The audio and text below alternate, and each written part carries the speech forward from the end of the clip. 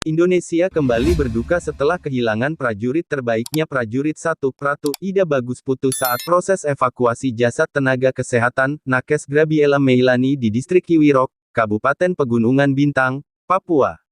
Jenazah Gabriela Meilani dan jasad Pratu Ida Bagus Putu, telah dievakuasi ke Jayapura menggunakan helikopter. Dalam pelaksanaan evakuasi tersebut ada anggota TNI yang berupaya melakukan pengamanan. Dalam proses pengamanan tersebut anggota kita gugur karena kontak tembak dengan KKB, ujar Kapendam 17 Cendrawasih Kolonel Reza Patria di Jayapura, Selasa. Jenazah Gabriela Meilani, 22, berhasil dievakuasi dari jurang sedalam 300 meter di tengah berondongan tembakan KKB Lamek Taplo yang bercokol di Kiwirok. Selanjutnya jenazah Gabriela Meilani disemayamkan di Pos Ramil Kiwirok menunggu cuaca cerah agar bisa diterbangkan ke Jayapura. Akhirnya Selasa tanggal 21 September tahun 2021, helikopter TNI AD yang akan menjemput jenazah Gabriela Meilani berhasil mendarat di Pos Ramil Kiwirok. Sayang dalam proses evakuasi jenazah Gabriela Meilani, Pratu Ida Bagus Putu, personel Yonif 403, Wirasada Pratista, gugur terkena peluru KKB. Pratu Ida Bagus Putu gugur terkena peluru KKB di bagian kepala pada pukul 6.53 waktu Indonesia Timur.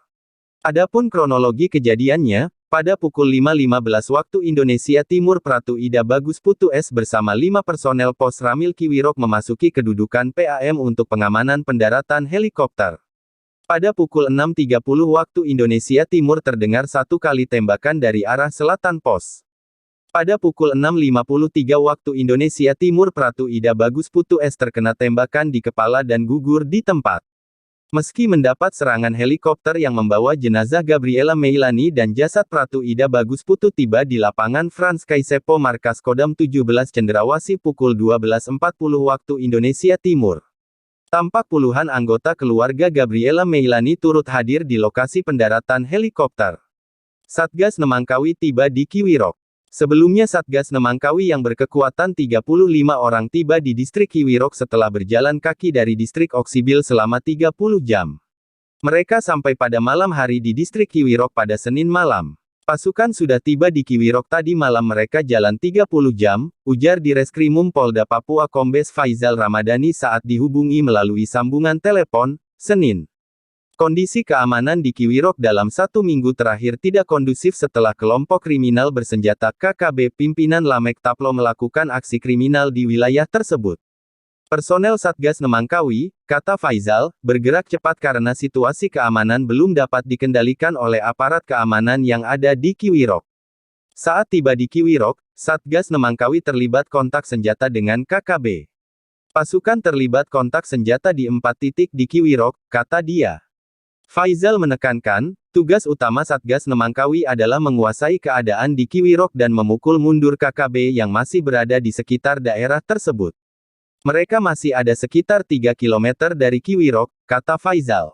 Sebelumnya, kontak senjata antara personel TNI Satgas Pamtas 403 WP dengan kelompok kriminal bersenjata KKB terjadi di distrik Kiwirok, Kabupaten Pegunungan Bintang, Papua, Senin pagi.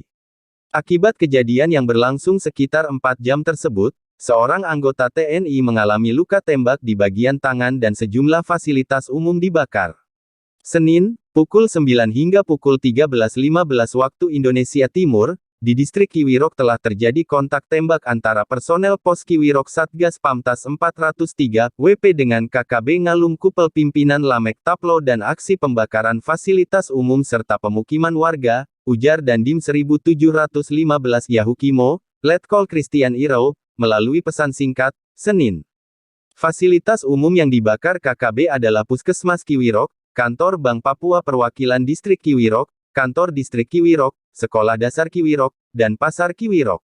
Akibat aksi KKB di Kiwirok, 1 tenaga kesehatan tewas, 4 lainnya terluka, dan masih ada 1 mantri. I'm an icon, man. I'm a girl about a 10. I should fuck her in a